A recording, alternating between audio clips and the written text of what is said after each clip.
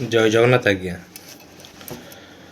ମୁଁ ଆପଣଙ୍କୁ ଆଜି ଏକ ଷ୍ଟୋରି କହିବାକୁ ଚାହୁଁଛି ଯେଉଁଥିରେ ଆପଣ କିଛି ଜାଣିବାକୁ ପାଇବେ ଆଉ ସେଭଳି ଭୁଲ ଆପଣ ବି କେବେ ଆଉ କରିବେ ନାହିଁ। କହୁଛି ଶୁଣନ୍ତୁ।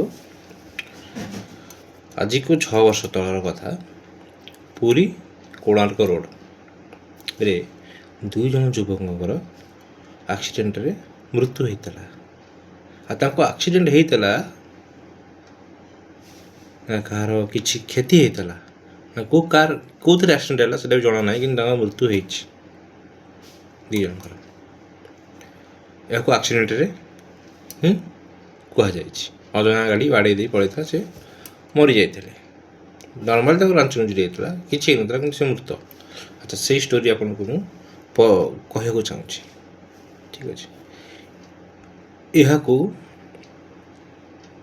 ତାଙ୍କର ଯିଏ ଫୋନ୍ ଲାଇନ୍ରେ ଯିଏ ଥିଲେ ତାଙ୍କ ସହିତ ଯିଏ କଥାବାର୍ତ୍ତା ହେଉଥିଲେ ଫୋନ୍ରେ, ସେ ହିଁ ଆମକୁ ଷ୍ଟୋରିଟେ କହିଥିଲେ। ମୁଁ ଆପଣଙ୍କୁ ଏଇଟା କହିବାକୁ ଚାହୁଁଛି, ଶୁଣନ୍ତୁ। ଆଉ ଆପଣ ସେ ଭୁଲଟି କେବେ କରିବେ ନାହିଁ। 2 ଜଣ ସାଙ୍ଗ ଶନିବାର ଦିନ କଥା ହେଇଥିଲେ, ଆମେ ପୁରୀ ଯିବା, ସମୁଦ୍ରରେ ଗାଧେଇବା, ଜଗନ୍ନାଥଙ୍କୁ ଦର୍ଶନ କରିବା ଏବଂ ଘରକୁ ରାତିରେ ଫେରି ଆସିବା।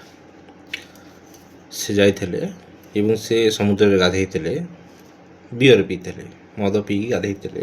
ପ୍ରଥମ ଭୁଲ ତାଙ୍କର। ଜଗନ୍ନାଥ ମନ୍ଦିରକୁ ତା ପରଦିନ ଯାଇଥିଲେ, ରବିବାର ଦିନ ଯାଇକି ସେଠି ଜଗନ୍ନାଥ ଦର୍ଶନ କରିସାରିଲା ପରେ ଅଭଡ଼ା ଖାଇଥିଲେ ଏବଂ ସେଠି ବୁଲାବୁଲି ପୁଣି ସମୁଦ୍ର କୂଳ କରି ତାଙ୍କ ରାତି ହେଇଯାଇଥିଲା। ରାତି ପାଖାପାଖି 12ଟା ପରେ ହେଇଯାଇଥିଲା। ପାଖରେ ବି ସେଠୁ ସେ ରିଟର୍ନ କରିଥିଲେ। ଆଚ୍ଛା, ରିଟର୍ନ ପୁରୀରୁ ବାହାରିଲେ, ପୁରୀ କୋଣାର୍କ ମେରାଇନ୍ ରୋଡ଼ ଦେଇକି ସେ ଘରକୁ ଯିବେ। ଆଚ୍ଛା, ବାଟରେ ସେ ଯେତେବେଳେ ଫେରିଛନ୍ତି, ଚନ୍ଦ୍ରଭାଗା ଆପଣ ଜାଣିଥିବେ, ସମୁଦ୍ରକୂଳ ସେଇ ମେରାଇନ୍ ରୋଡ଼ରେ ସେ ଯାଉଛନ୍ତି ଧୀରେ ଧୀରେ ତାଙ୍କ ଘରକୁ ଯିବେ। ଠିକ୍ ରାତି 1:30 ବେଳକୁ ତାଙ୍କୁ ଲାଗିଲା କି କିଏ ତାଙ୍କ ପଛରେ ବହୁତ ସ୍ପିଡ଼ରେ ଆଉଛି ଏବଂ ତାଙ୍କ ଆଗକୁ ପଳାଉଛି। ପଛ ପିଲାଟି କହିଲା, ଆରେ କି ଗୋଟେ ପଛରେ ଆସୁଛି, ଆଗକୁ ବହୁତ ସ୍ପିଡ଼ରେ ପଳାଉଛି, ଜାଣି ହେଉନି। ଆଗ ପିଲାଟି କହିଲା, ହଁ ତୋତେ ନିଦ ଲାଗୁଛି, ତୁ ଜାଣିପାରୁନୁ, ଚାଲ। କିଛି ସମୟ ପରେ ସେ ଆଗ ପିଲାଟି ବି ଦେଖିଲା କି ଗୋଟେ ପଛରୁ ବହୁତ ସ୍ପିଡ଼ରେ ଆସି ଆଗକୁ ପଳାଉଛି। ଆଚ୍ଛା, 2 ଜଣ ଭାବିଲେ, ଆଚ୍ଛା କିଏ ହେଇଥିବ ଗୋଟେ ଚଢ଼େଇକି ବାଦୁଡ଼ି।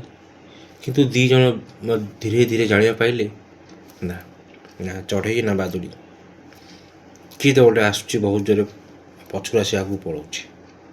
ତାଙ୍କ 2 ଜଣଙ୍କୁ ବହୁତ ଡର ଲାଗିଥିଲା। ଆଉ ସେ ଫୋନ୍ କରିଥିଲେ ତାଙ୍କ ସାଙ୍ଗକୁ, ପୁରୀରେ ଥିବା ସାଙ୍ଗକୁ।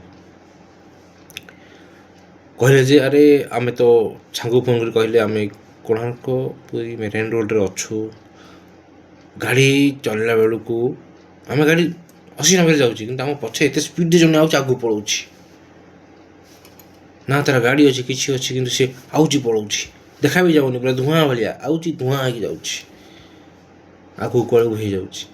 ସାଙ୍ଗ କହିଲା, ଆରେ ତୁମେ ଏତେ ରାତିରେ ସେ କାହିଁ ଯାଉଥିଲ? ହଉ ତୁମେ ଯାଇଛ, ପାଖରେ କେଉଁଠି ମନ୍ଦିର ଅଛି, ଦେଖି ରହିଯାଅ। କିନ୍ତୁ ସେ 2 ଜଣ ସାଙ୍ଗ କହିଲେ, ପାଖରେ କିଛି ମନ୍ଦିର ନାହିଁ।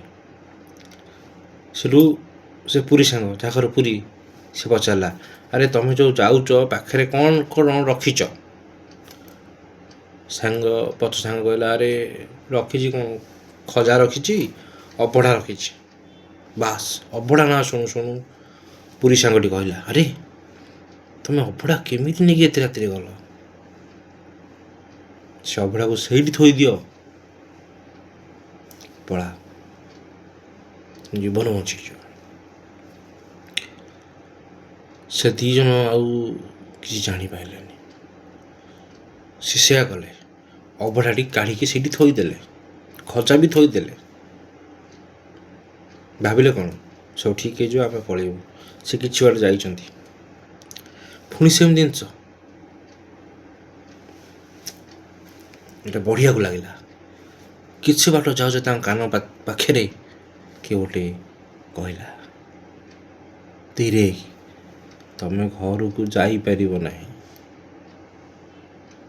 ଏତିକି କହୁଁ ତାଙ୍କ ଗାଡ଼ି ତାଙ୍କୁ ଆହୁରି ଭୟ ଲାଗିଲା।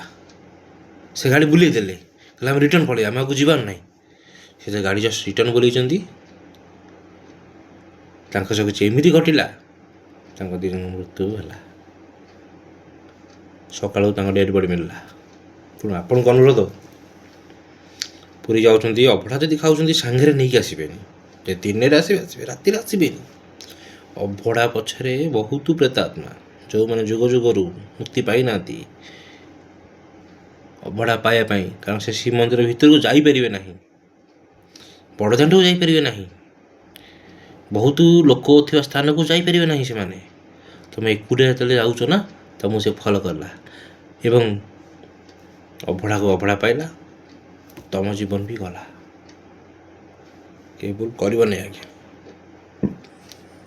ରହୁଛି ଆଜ୍ଞା, ଜୟ ଜଗନ୍ନାଥ। ମୋ ଚ୍ୟାନେଲକୁ ଯଦି ଭଲ ଲାଗୁଛି ସବସ୍କ୍ରାଇବ୍ କରନ୍ତୁ। ମୋ ଚ୍ୟାନେଲ ନାଁ ହେଲା ଭୂତ କଥା। ଆଗକୁ ଆହୁରି ଭଲ ଭଲ ଭୂତ କଥା ମୁଁ ନେଇକି ଆସିବି। ରହିଲି ଆଜ୍ଞା, ଜୟ ଜଗନ୍ନାଥ।